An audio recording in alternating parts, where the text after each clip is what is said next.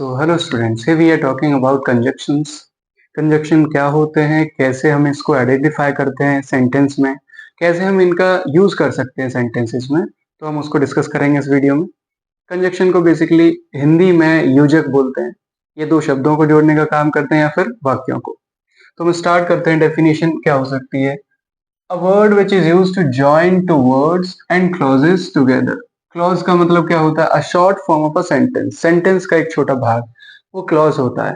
तो इसने क्या बोला कि एक ऐसा शब्द जो यूज टू करा जाता है, प्रयोग करा जाता है जॉइन टू वर्ड्स, दो शब्दों को जोड़ने के लिए या फिर दो वाक्यों को, उपवाक्यों को जोड़ने के लिए। क्लॉजेस को हिंदी में उपवाक्य भी बोलते हैं।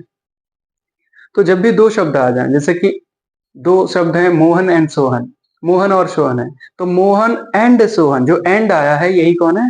यही कंजक्शन है। एंड ने क्या किया? दोनों को जोड़ दिया। मोहन मोहन और सोहन अलग अलग थे, लेकिन जैसे ही एंड आया, एंड ने आपस में जोड़ दिया। इट मीन्स कि जो एंड है वो एक कंजक्शन है। वैसे ही दो सेंटेंस आ जाए आपके, तो सेंटेंस को जोड़ने के बीच में जो भी आपका वर्ड आएगा वो एक कंजक्शन ही होगा। ओके, तो हम स्टार्ट करते हैं इस पढ़ने के लिए। जैसे कि आपके एग्जाम्पल में एंड एक कंजक्शन है, बट है, दैट है, सो है, ठीक है ना, ये कंजक्शन की तरह यूज होते हैं। वैसे देयरफॉर है, आप नीचे पढ़ेंगे। जैसे यूज ऑफ एंड का यूज कैसे कर सकते हैं? It shows purpose. जो एंड होता है वो एक उद्देश्य बताता है। पर्पस माने उद्देश्य, ऑब्जेक्टिव। एग्जाम्पल है इजी, क्यों लिख रहे हैं? एग्जाम्पली ग्रेशिया लैटिन वर्ड है, एग्जाम्पल के लिए यूज करते हैं इजी और I will go to market, I will bring sweets. Sentence में क्या बोला जा रहा है? दो आपके क्लॉज है। एक है I will go to market, मैं बाजार जाऊंगा, full stop, I will bring sweets, और आई विल ब्रिंग स्वीट मतलब मिठाइयां लेकर आऊंगा वहां से।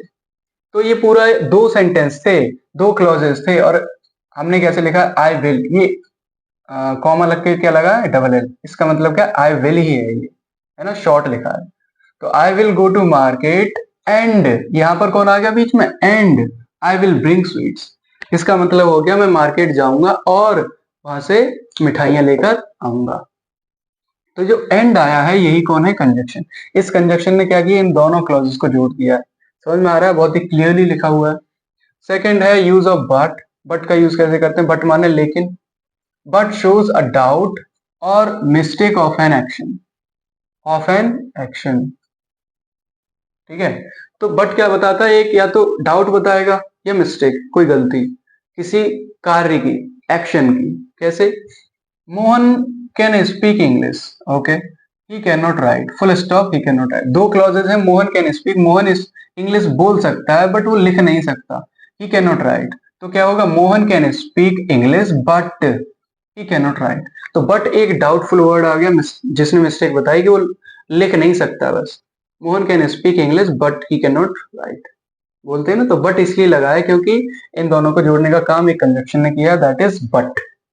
ओके, हिंदी मीनिंग समझ में आ रहा? मोहन इंग्लिश बोल सकता है लेकिन ही कैन नॉट राइट, लिख नहीं सकता वो, ठीक है। अब यूज ऑफ और माने अथवा, एल्स माने अन्य, अदरवाइज माने अन्यथा, एंड अनलेस और अनटिल, इनका यूज करेंगे। अनलेस माने जब तक, अनटिल माने जब तक कोई काम नहीं होता। तो अनटिल और अनलेस दोनों एक साथ में यूज करे जा सकते हैं। इट शोज समथिंग रिमेन और प्रायोरिटी, ये बताता है कि समथिंग रिमेन, कुछ बचा है। ये जो सभी वर्ड्स हैं, और else, otherwise and unless, until, ये बताता है समथिंग इज रिमेन, कुछ रह गया है, और कोई प्रायोरिटी, कोई प्राथमिकता बताएगा। ये सभी वर्ड्स, जैसे पहला सेंटेंस है work hard you will not succeed in life, work hard full stop you will not succeed in life. दो क्लॉजेज हैं, कठिन परिश्रम करो, नहीं तो क्या होगा? You will not succeed in life, तुम जीवन में सफल नहीं होगे। तो हमने कैसे यूज करा? वर्क हार्ड और you will not succeed in life, कठिन परिश्रम करो, और माने अथवा, अथवा नहीं तो क्या होगा? तुम सफल नहीं हो पाओगे। एक तो ये यूज करा, और का यूज कर लिया। और की जगह पर work hard else you will not succeed in life, कठिन परिश्रम करो, एल्स माने अन्यथा क्या हो जाओगे? You will not succeed in life, तुम जीवन में सफल नहीं होगे। तो और यूज कर लो, एल्स यूज कर लो, ठीक है। और यहाँ पर आप अदरवाइज भी यूज कर सकते हैं, ये अदरवाइज भी यूज कर सकते हैं। Work hard otherwise you will not succeed in life, otherwise का भी मतलब क्या? अन्यथा, ठीक है। और यहां पर यूज कर सकते हैं unless until, you work hard you will not succeed in life, comma लग के you will not succeed in life, इसका मतलब क्या है? अनलेस या फिर अनटिल, या एक यूज करो unless you work hard you will not succeed in life, मतलब जब तक तुम काम नहीं करोगे, जब तक तुम कठिन परिश्रम नहीं करोगे, you will not succeed in life, तुम जीवन में सफल नहीं हुए। ठीक है ना? क्या मतलब हो गया? या तो अनटिल लगाओ या फिर अनटिल, है ना, अनलेस लगा लो। Until you work hard you will not succeed in life, जब तक तुम कठिन परिश्रम नहीं करोगे, you will not succeed in life, तुम जीवन में सफल नहीं होगे। ठीक है? Use of therefore, because, as, since, so. Therefore का मतलब इसलिए कि यूज करते हैं, इसलिए। सो का, सो और देयरफॉर का मतलब एक ही है। बिकॉज माने क्योंकि, पता है आपको। एज माने के रूप में यूज कर लेते हैं या फिर जैसे, और सिंस माने जब से। ठीक है ना? अब देखो, से के लिए यूज करते हैं। इट शोज रिजल्ट्स और रीजन, तो ये सभी वर्ड्स क्या बताते हैं? रिजल्ट्स बताएंगे या फिर कोई कारण बताएंगे। क्या है example? Easy, I have exam, I can not enjoy. ठीक है ना? यहाँ पर एन लिख लेना, आई have an exam I can not enjoy. क्या मतलब हो गया? यहाँ फुल स्टॉप लगाओ, ये दो क्लॉज है, आई have an exam full stop I can not enjoy. तो हम इसका यूज कैसे करें? आई हैव एन एग्जाम, यहाँ पर सभी जगह एन आ जाएगा। Okay, I have an exam so therefore I can not enjoy. So माने मेरे पास में एग्जाम है, मेरा एग्जाम है, इसीलिए मैं क्या नहीं कर सकता? कैन नॉट एंजॉय, मैं एंजॉय नहीं कर सकता, मैं मजे नहीं ले सकता, मैं आनंद नहीं कर सकता। ठीक है ना? मैं एंजॉय नहीं कर सकता। आई, अब देखो एक और तरीके से लिख सकते हैं, आई can not enjoy because I have an exam, because I have an exam. मैं एंजॉय नहीं कर सकता क्योंकि मेरे पास में क्या? बिकॉज माने क्योंकि मेरे पास मेरा एग्जाम है, सीधी सी बात हो गई।